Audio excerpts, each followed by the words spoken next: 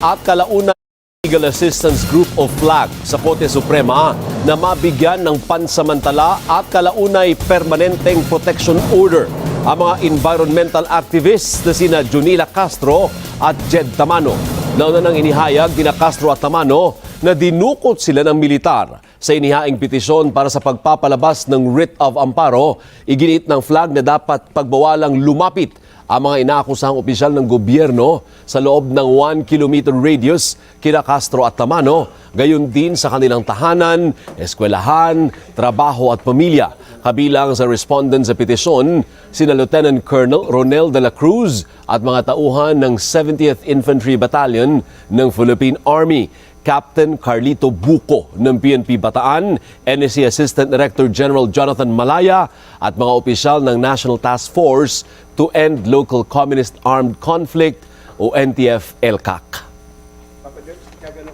The writ of amparo is basically seeking a protection coming from the court, making sure that the military or the armed forces and those